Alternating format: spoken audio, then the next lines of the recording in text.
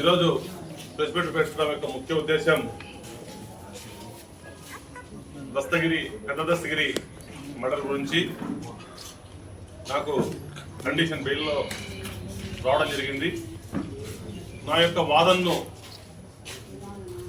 ప్రజాస్వామ్యబద్ధంగా వినిపించుకోవడంలో నా హక్కును మీ ద్వారా ప్రజలకు తెలియజేసుకుంటూ ఉన్నా. నాకు పెద్ద దస్తగిరి మర్డర్కు ఎటువంటి సంబంధం లేదు. ఈ కేసు ఒక అక్రమ కేసు మాత్రమే. ఎందుకంటే పెద్ద దస్తగిరి అనే అతను మా పార్టీకి సంబంధించినటువంటి వ్యక్తి. ఆయన కూడా నాకు మంచి స్నేహితుడు. ఆయన కూడా ఎప్పుడు ఒక సోదరుడు లాగా ఎక్కడ కనిపించినా అతను నన్ను పలకరించేవాడు. నేను కూడా అదే గౌరవంతో అతన్ని పలకరించేవాడిని.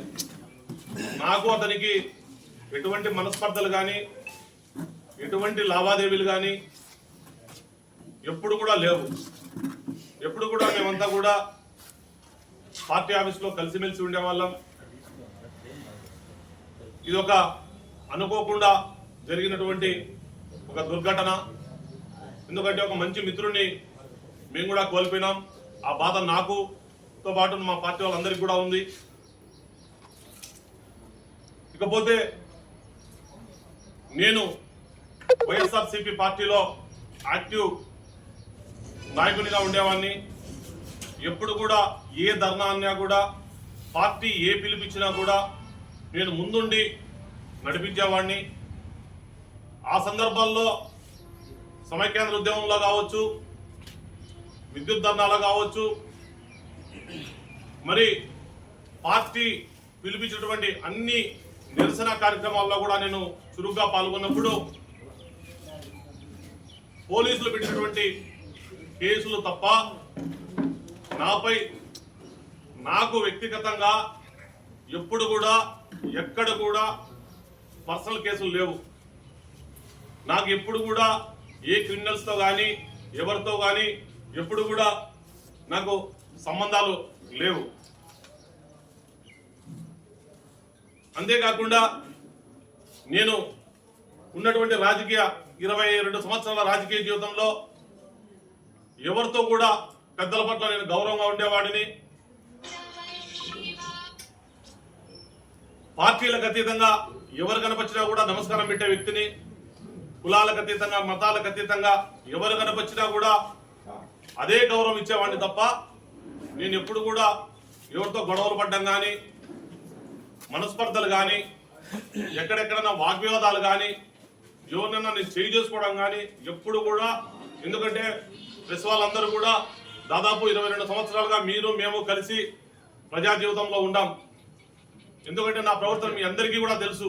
నేను ఎప్పుడు కూడా అటువంటి క్యారెక్టర్ నాది కాదని మరి కూడా కుండలు బద్దలు కొట్టి చెప్తా ఉన్నా. ఎందుకంటే సంబంధం లేకుండా ఒక మనిషి పైన ఆరోపణలు వచ్చినప్పుడు ఎంత బాధపడతారనేది సగటు మనిషిగా మీ అందరికీ కూడా తెలుసు.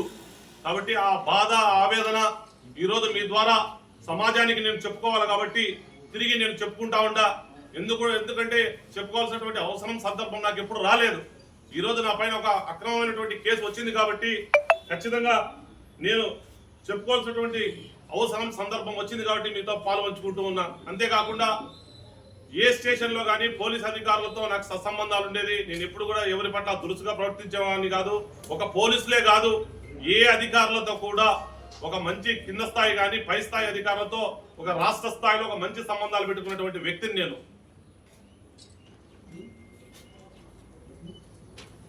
అంతేకాకుండా ఇంత పెద్ద కష్టకాలం, ఎందుకంటే నా జీవితంలో దాదాపు నాకు 47 సంవత్సరాలు. ఒకటి, మా అన్న చనిపోయినప్పుడు మా కుటుంబం కుంగిపోవడం జరిగింది. ఆ ఒక్క సందర్భంలో దాదాపు కష్టపడి మళ్ళా మా కుటుంబ సభ్యులంతా కూడా నా వివాహం అయిన తర్వాత మళ్ళీ కూడా మేము అభివృద్ధి కావడం జరిగింది. మళ్ళీ ఈ 47 సంవత్సరాలు అంటే దాదాపు 24-23 సంవత్సరాల తర్వాత మళ్ళీ నాకు ఈ జీవితంలో కష్టకాలం వచ్చింది. ఎందుకంటే సంబంధం ఉంటే సంబంధం చేసి ఉండొచ్చు. ఆవేశంలో తాగి కొంతమంది చేస్తారు, కక్ష కొద్దీ కొంతమంది చేస్తారు, ఆవేశంలో కొంతమంది చేస్తారు. కానీ నాకు ఎటువంటి నాకు ఆవేశము లేదు, కక్ష లేదు, కోపము లేదు. అటువంటి సందర్భంలో ఇది కేవలం ఒక అక్రమమైన కేసు. అనేక ఆరోపణలు రావడం జరిగింది, అనేక బాధ పెట్టడం జరిగింది. ఎందుకంటే అరెస్ట్ అయిన తర్వాత నేను ఎక్కడ కూడా నా వాయిస్ వినిపించుకునే దానికి లేదు. కాబట్టి దాన్ని 34 రోజులుగా నేను నా యొక్క ఆవేశాన్ని, నా యొక్క బాధని తొక్కిపట్టుకొని ఈరోజు మీతో పాల్పంచుకోవాలని చెప్పేసి ఈరోజు ప్రెస్ మీట్ పెట్టడం జరిగింది. ఇంత పెద్ద కష్టకాలంలో నా కుటుంబానికి అండగా ఉన్నటువంటి మా పార్టీ అధినాయకుడు జగన్మోహన్ రెడ్డి గారికి, వైఎస్ అవినాష్ రెడ్డి గారికి, పార్టీ అధ్యక్షుడు రవీంద్రనాథ్ రెడ్డి గారికి, డిప్యూటీ సీఎం అంజద్ బాషా గారికి, మాజీ మేయర్ సురేష్ బాబు గారికి, మాసిమో బాబు గారికి, సతీష్ రెడ్డి గారికి, ఇంకా పార్టీలో అనేక మంది ఇబ్బందులు పోలీసులు పెడతారని భయం ఉన్నా కూడా భయపడకుండా, నేను లేకున్నా కూడా నా కుటుంబానికి అండగా ఉన్నటువంటి పార్టీ క్యాడర్ అందరికీ, అంతేకాకుండా పార్టీలకు అతీతంగా చాలా మంది, ఎందుకంటే ఒక మంచి వ్యక్తి ఉన్నప్పుడు పార్టీలకు అతీతంగా కూడా నాకు మద్దతు ఇచ్చినటువంటి చాలా మంది, అనేక మంది మా కుటుంబానికి ఫోన్ చేసి నిత్య అటువంటి వాడు కాదు, మీరు భయపడద్దమ్మా అని చెప్పిన వాళ్ళందరికీ, నా సహాయం చేసిన నా మిత్రులందరికీ కూడా నేను హృదయపూర్వకంగా వారందరికీ చేతులు జోడించి అందరికీ కూడా మనస్ఫూర్తిగా ధన్యవాదాలు తెలియజేసుకుంటూ ఉన్నా. నాకు దేవుని పైన నమ్మకం ఉంది, విపరీతమైనటువంటి దైవభక్తి నాకు ఉంది. అది అందరికీ, మీ అందరికీ కూడా తెలుసు. దైవభక్తి ఉన్నవాడు సమాజంలో ఎప్పుడు కూడా తప్పు చేసేదానికి వెనకడుగులోనే ఉంటాడు. కాబట్టి ఈ అటువంటి పరిస్థితిలో నాపై వచ్చినటువంటి అక్రమ కేసును నేను న్యాయస్థానంలో పోరాటం చేస్తా. నా నిర్దోషిత్వాన్ని ఖచ్చితంగా దేవుని యొక్క సహాయంతో నేను నిరూపించుకుంటా. అంతేకాకుండా నా పైన ఎవరు అక్రమ కేసు పెట్టారో, మరి ఎవరికి అవసరం వచ్చిందో నాకైతే తెలియదు. వారిని కూడా దేవుడే శిక్షిస్తాడు తప్ప నేను వారిని ఒక్క మాట కూడా ఈ సందర్భంలో నేను కామెంట్ చేయడం లేదు. ఖచ్చితంగా వాళ్ళకు కూడా దేవుడు ఖచ్చితంగా మరి ఆయనే చూసుకుంటాడు. వారికి ఎందుకు అంత దుర్బుద్ధి పుట్టించాడో మరి ఆయనే, ఆ దేవుడే చూసుకుంటాడు.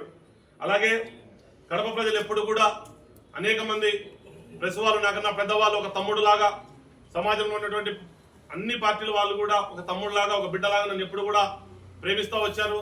అదే ప్రేమతో నన్ను ఎల్లవెల్లా మీరు ఆదరిస్తారని, అభిమానిస్తారని చెప్పి నేను మనస్ఫూర్తిగా కోరుకుంటూ ఉన్నా. అంతేకాకుండా ఈ అక్రమ కేసులు నన్నేం భయపెట్టలేవు. అలాగే జగన్మోహన్ రెడ్డితో నా ప్రయాణం ఇప్పటికీ ఆగదు.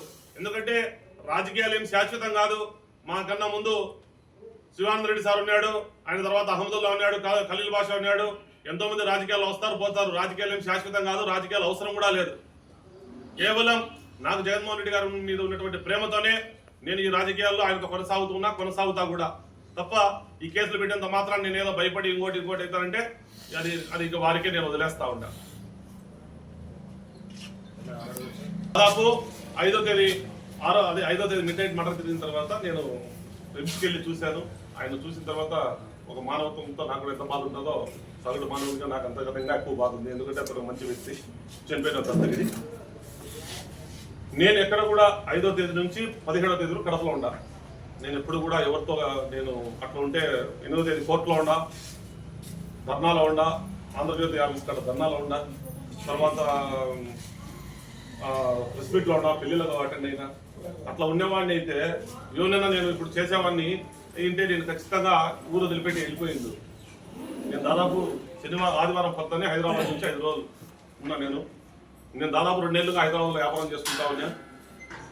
పాకా సురేష్ గారు మేయర్ అయిన తర్వాత 100 రోజుల ప్రోగ్రాం, ప్రతిరోజు గడపకు గుడ్ మార్నింగ్ గడప అని చెప్పేసి ఆయనతో పాటు నేను కూడా ప్రతి అభివృద్ధి కార్యక్రమంలో పాల్పంచాలని చెప్పి నేను గడపకు రావడం జరిగింది తప్ప ఎక్కడ కూడా అటువంటి వాళ్ళని ఎవరిని కూడా నేను, ఎందుకంటే మీరు అందరూ కూడా చూస్తూ ఉంటారు, నేను అటువంటి వాళ్ళతో ఎవరితో తిరిగేవాడిని కాదు, అటువంటి వాళ్ళని ప్రోత్సహించేవాడిని.